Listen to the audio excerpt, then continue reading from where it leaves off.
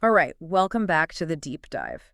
You guys really threw us a curveball this time with all this material on how we make moral decisions when we just don't know for sure what's going to happen. Yeah, it's like real-life ethics, not the tidy thought experiments we usually play with. Right, exactly. Like, forget the trolley problem. What about when there are no clear tracks, just a whole bunch of tangled possibilities?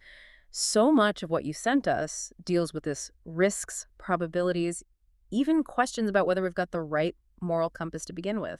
It's messy, and it's everywhere. I mean, think about it. Almost any choice we make has some level of uncertainty attached to it. Totally. You're choosing a career path. Are you sure it'll actually make the world a better place? Or maybe you're dealing with a tough family situation, unsure how your words will land.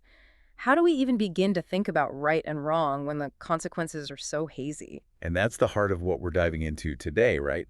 It's about how we can actually act as ethically as we can when we're facing those real-world uncertainties. Because, let's face it, perfect information, that's a fantasy. Okay, so let's get down to it. One of the first things that really struck me in what you shared was this whole discussion about what we even mean when we say someone ought to do something. It's not as simple as it seems. Right. And they use this example with the Jill and the drug that really gets at this. Ah, with the skin condition and the three different drug options, A, B, and C. Drug A is the safe bet it'll probably help, but not a guaranteed cure. Then you've got B and C. One's a miracle cure, the other's, well, fatal. But Jill doesn't know which is which. And that's where the different types of ought come in. So there's the fact relative, ought to, what Jill objectively ought to do if she knew all the facts. In that ideal world, she'd just give the patient the cure, easy peasy. But that's not the world Jill lives in, so even if she luckily picked the right drug, we might still question her judgment. Exactly. Because she was essentially playing Russian roulette with her patient's life. The fact relative ought, it doesn't take into account the risk. Which is why we need those other oughts, the belief relative and evidence relative. So belief relative is about what Jill thinks is best, given what she believes about those drugs. And that could be totally off base, right? Yeah. She might be convinced drug B is the cure just based on a hunch, even if the evidence says otherwise. That's where the evidence relative ought comes in. It's about acting rationally based on the information that's actually available. And those two, they don't always line up. Jill could have a strong belief that's just not backed up by the evidence. Right. So, you see, what we ought to do when we're uncertain, it's not just about hitting the bullseye every time. It's also about navigating that uncertainty responsibly, taking into account what we reasonably believe and what the evidence tells us. Makes sense. But then here's where my brain starts to melt a little. You'd think, okay, just do what's most likely to be objectively right, Okay. like play the odds. But Jill's situation shows that can be a recipe for disaster. Absolutely. I mean, sure, there's a 50-50 chance picking drug B could be the right thing to do, but there's also a 50-50 chance it'll be a fatal mistake. Right. That's just not a risk you take ethically, especially when you have a safer option. So if simply aiming for the most probable, perfect outcome isn't always the best approach, especially when those risks are so high, what is the move? How do we even start to weigh these different possibilities? Well, that's where we get to the heavy hitter in all this uncertainty talk. Expected utility theory, or EUT for short. Right, this pops up everywhere, not just philosophy, but economics, game theory. It feels like the framework everyone turns to when things get unpredictable. And for good reason. At its heart, EUT is about making decisions that give us the best possible outcome on average, even if we can't guarantee any specific outcome. It's about saying, okay, here are the different things that could happen, how good or bad are they, and how likely are they? Yeah. You sort of create a scorecard that combines the value of each outcome with its probability, and then you choose the option with the highest overall score. So, with Jill, we actually got some numbers to play with here. Let's say we assign a score of -100 to death, +100 to a full cure, and +90 to the partial relief from drug A. Right. And because drugs B and C are a total gamble, they each have a 50% chance of that +100 and a 50% chance of that -100. When you average those out, their expected utility is 0. Drug A, on the other hand, it's a guaranteed +90. So, boom, EUT tells Jill to go with the safer choice. It's like EUT is giving us a way to make sense of those gut feelings we have about what seems like the less risky option. It's providing a kind of a mathematical justification for caution in certain situations. Exactly. And the material points out how EUT can be both a guide for figuring out what we ought to do and a procedure for actually making that decision. It's a tool for navigating uncertainty. Now, you can't talk about EUT without getting into this whole thing about how those scores are actually determined. The sources mention representation theorems and a bunch of axioms that sound a bit like philosophy speak. It can get a little abstract, but the basic idea is that if the way we rank our preferences, what we like, what we dislike, what we consider better or worse, if they follow certain logical rules, then we can translate those preferences into these numerical utility scores. So it's like if you prefer apples to bananas and bananas to oranges, then logically you must prefer apples to oranges. Exactly. These axioms, they basically formalize these common sense rules about how our preferences should work if they're going to be, rational and consistent. And utility, then, it's not some fixed objective thing. It's a way of representing how much we value something within our own personal system of preferences. Okay, so it's about the internal logic of our choices, not just some external measure of goodness. But then there's this thing that always pops up with EUT, and it feels very consequentialist, like it's all about the results of our actions. It definitely has that flavor, but the sources are careful to point out that EUT can be used more broadly. The score we assign to an outcome, it doesn't have to be just about some impersonal good for the universe. Right. It could also factor in things like the person's own values, their moral commitments, all those subjective things that matter to them. Like, if Jill believes that minimizing harm is super important, she might factor that into how she scores the different drug options. Exactly, and that's where this concept of choice-worthiness comes in. It's about how much overall reason someone has to choose a particular option, taking into account everything that matters to them.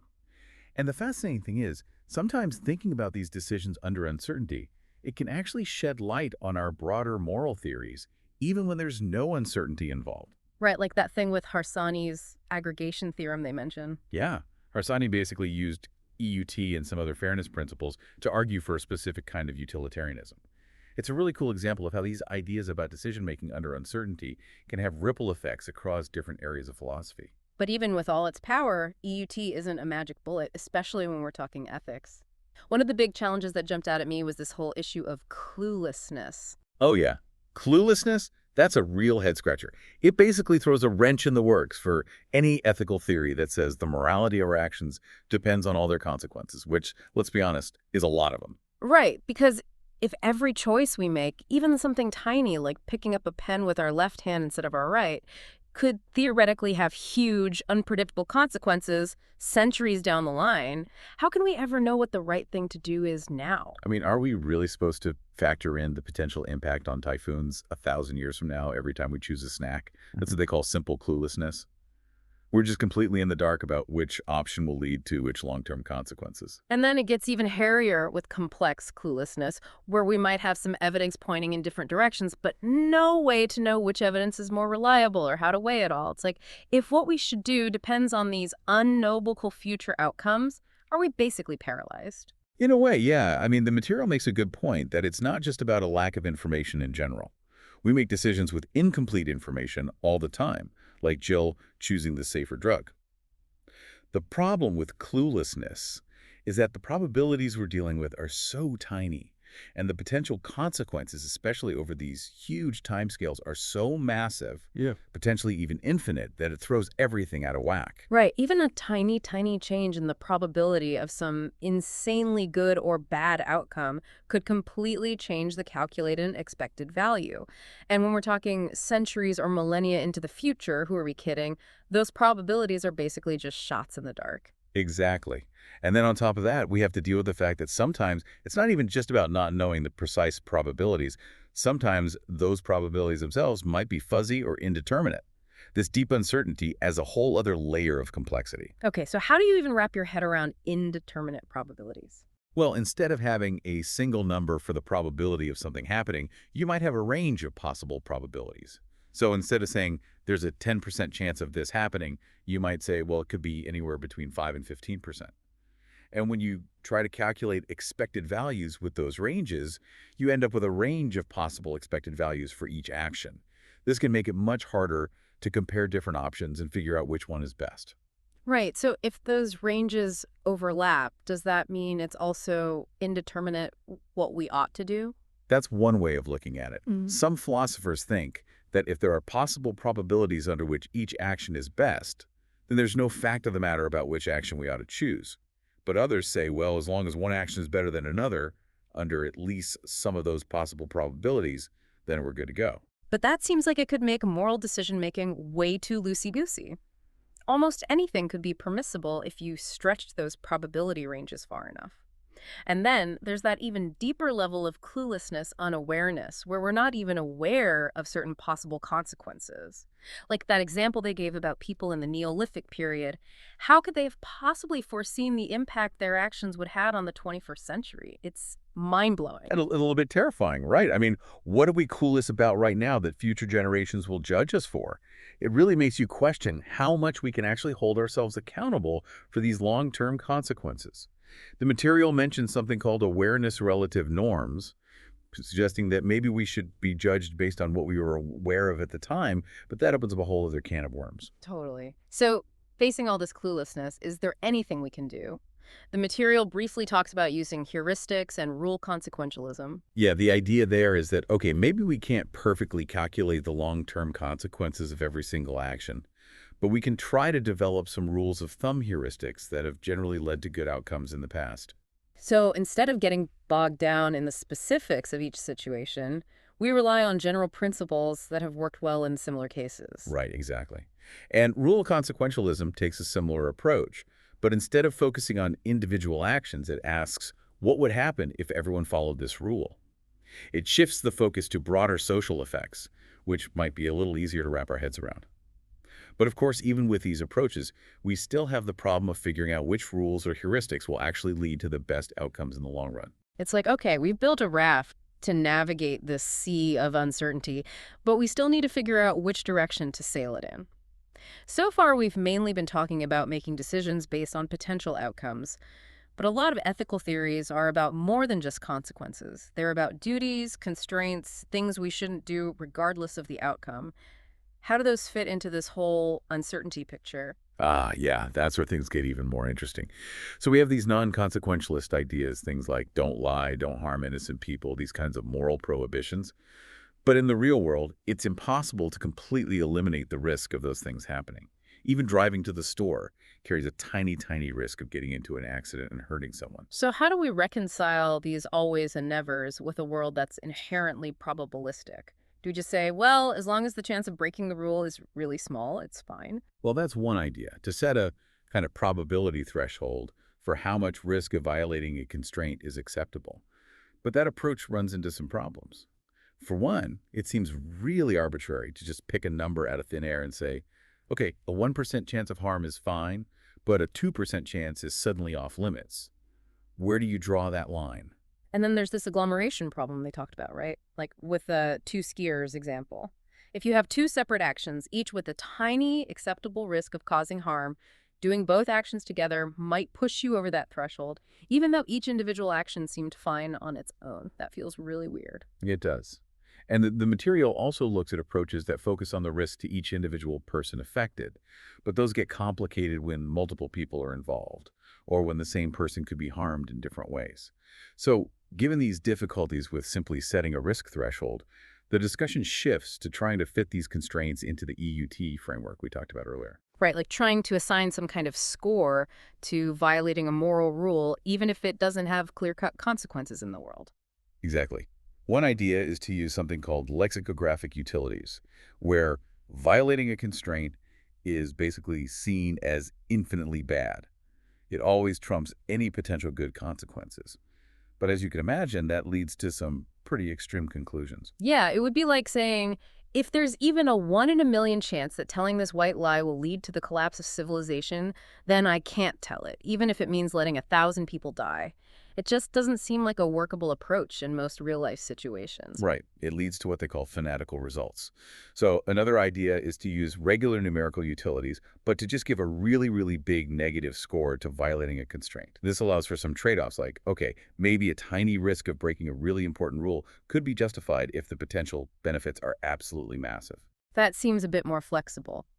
But the material also points out that even this approach can run into some of the same problems that come up when we try to put limits on how good or bad things can be in EUT. And then there's the deeper question of whether EUT, with its focus on outcomes and probabilities, can even truly capture what we mean by a moral duty. Right, because a duty is supposed to be something you're obligated to do or not do regardless of the consequences. Some philosophers argue that the morality of an action, even when there's uncertainty, depends more on the person's intentions, their reasons for acting, and what they believed about the situation at the time.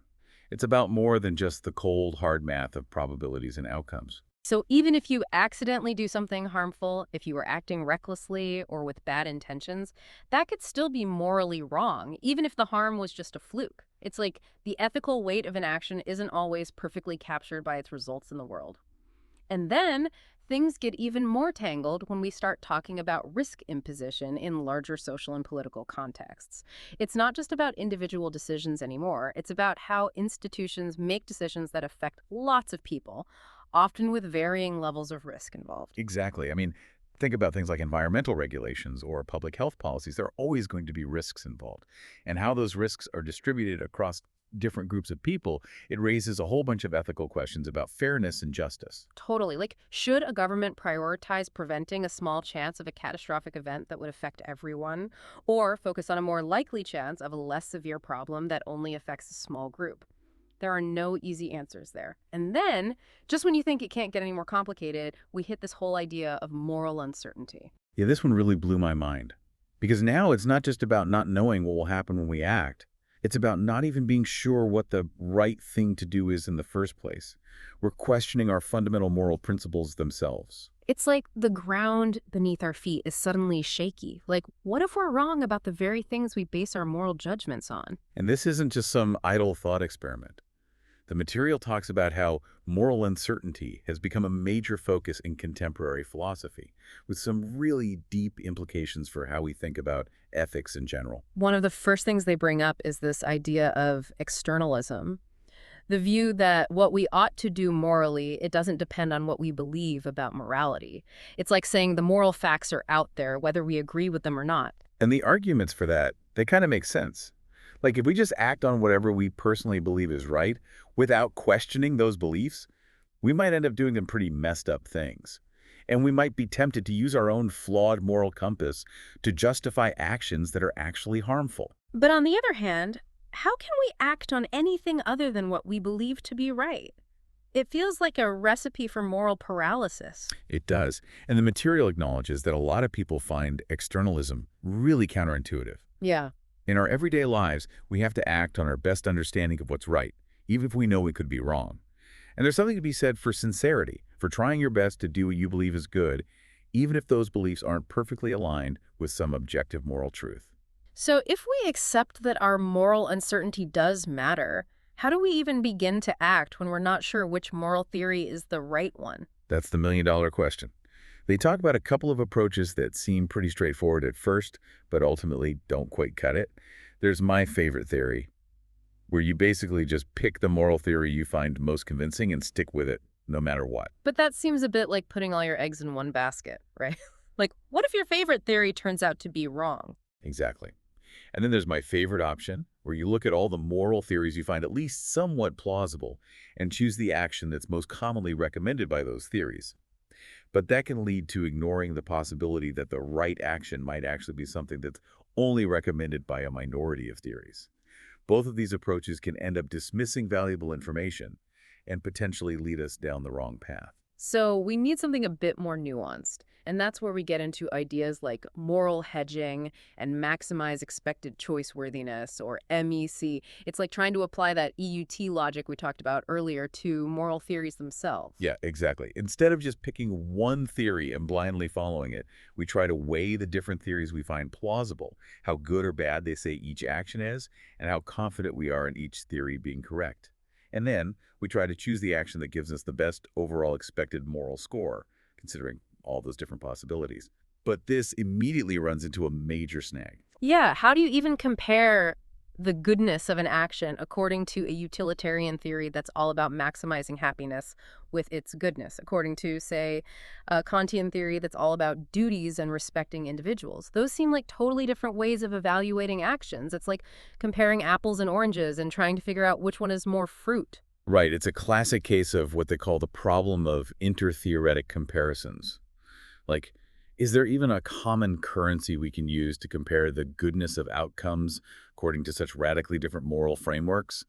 The material goes through a few attempts to solve this puzzle, but none of them are without their own set of issues. There's a common ground approach where you try to find areas where different moral theories agree, but those areas might be pretty limited. So it's like, okay, maybe utilitarianism and Kantianism both agree that it's generally good to help people in need, but what about all the other things they disagree on? That doesn't give us a very robust basis for comparison. Exactly. Then there's the universal scale approach, which assumes that all moral theories are ultimately tapping into some underlying objective scale of goodness. But that's a pretty big assumption to make. Do Yeah. we really think there's some cosmic scorecard out there that can definitively tell us how good or bad an action is, regardless of which moral theory we're using? It seems like that would require a pretty specific view of how morality works, one that not all philosophers buy into. Right. And then there are statistical normalization methods, where you basically try to give each moral theory a weight based on how confident you are in it being correct. But even here, there are different ways to do that weighting, and they can lead to very different results. It's a really tricky problem. It's like even if we could agree on a common language for comparing moral theories, we still have to figure out how much weight to give each one. It's uncertainty all over again, but this time it's about how to handle our uncertainty about morality itself. And to make matters worse, there's also the issue of structural diversity. Not all moral theories even use a simple scale of goodness to evaluate actions. Some are more about classifying actions as right or wrong, or about following a hierarchy of principles. Right, so how do you combine those kinds of theories with theories that do use a numerical scale? It's a mess. The material makes an interesting analogy with voting theory, where you have different methods for aggregating individual preferences and how similar methods could potentially be used to combine the votes of different moral theories. But even that gets complicated quickly, and it's not clear if any single method is the right one. It really makes you appreciate how much work is still being done in this area of philosophy. And then, as if all that wasn't enough, there's this whole other level of uncertainty they call higher order moral uncertainty. It's like being uncertain about how to handle your uncertainty about morality itself. Talk about a mind-bending concept. It's uncertainty all the way down. The material mentions some attempts to find ways out of this potential infinite regress, suggesting that maybe, under certain assumptions, our different views about how to handle moral uncertainty might eventually converge. But it's definitely an area where there's still a lot of philosophical debate. And then finally, we get to this really fascinating discussion about small probabilities and extreme stakes. This is where things get really interesting because it pushes the limits of what we intuitively think is rational when making decisions. Right. It's about those situations where there's a tiny chance of something incredibly good or incredibly bad happening, and how that tiny chance can seem to completely dominate our decision making. This is where we get into the idea of fanaticism, right? Exactly. Fanaticism is this idea that if an outcome has infinite value, then no matter how small the probability of it happening, it should always outweigh any outcome that only has finite value. So for example, if there's even a 1 in a trillion chance that doing something will lead to eternal bliss for everyone, then a fanatic would say you should always choose that option, even if it means sacrificing everything you have in this life. But that seems crazy, right? I mean, our intuition tells us that a tiny chance of something, even something amazing, shouldn't completely override all other considerations. It does. And a lot of philosophers agree that this kind of fanaticism is deeply counterintuitive. But the problem is, if we're trying to maximize expected value and we allow for the possibility of infinite moral value, then fanaticism seems almost inevitable. So what's the way out? The material talks about two main strategies. One is to just say, okay, probabilities below a certain threshold, they're so tiny, we're just going to ignore them. But that feels really arbitrary. Where do you draw the line? And it leads to some weird inconsistencies. Like, if you ignore a 1 in a million chance of something happening, does that mean you should also ignore 1 in a million chances of that same thing happening? Those should add up to a pretty significant probability, but if you're ignoring all the individual tiny chances, you end up ignoring the overall bigger chance as well. Right, it doesn't quite add up. The other strategy is to say, okay, there's a limit to how good or bad things can be. Moral value is bounded. But that's hard to swallow, too. Yeah. Like, does that mean there's a maximum amount of happiness that's possible? What happens if we could somehow benefit billions of people? Does the moral goodness just plateau at some point? It doesn't feel quite right. The Wow. material actually presents an argument in favor of a weak form of fanaticism, based on this idea that any benefit to any individual, no matter how small the probability, still has some moral weight. It's a really interesting argument, but ultimately they also present some pretty strong counter-arguments to fanaticism in general. Yeah, like the fact that fanaticism can lead us to prefer options that are actually worse than all of their possible outcomes. And it can lead to behaviors that just seem irrational, like paying to avoid getting more information about something is a real puzzle. So where does that leave us? It seems like we've been down this rabbit hole of uncertainty, and we've found even more uncertainty waiting for us at every turn. What have we learned? Well, one big takeaway is that making moral decisions when we don't know for sure what the consequences will be, or even when we're not sure what our moral principles should be, it's one of the hardest things we do as human beings. And it's an area where philosophers are still grappling with some really fundamental questions. Yeah, there are no easy answers here. But for you, listening, the value is in the journey, in understanding these different ways of thinking about ethical decision-making under uncertainty. It can help you approach your own tough choices with more awareness and a richer set of tools. Exactly. And hey, maybe it'll even inspire you to do some more reading on this stuff. Yeah. The Stanford Encyclopedia Philosophy entry on this topic is a great place to start if you want to dive even deeper. So next time you're faced with a difficult decision where the outcome isn't clear, take a moment to think about the different frameworks we've talked about today. How would EUT approach this? What about those non-consequentialist constraints? Is there any moral uncertainty lurking in the background? Thinking through these things, it might not give you all the answers, but it can certainly make you a more thoughtful and responsible decision maker. Thanks for joining us on this deep dive.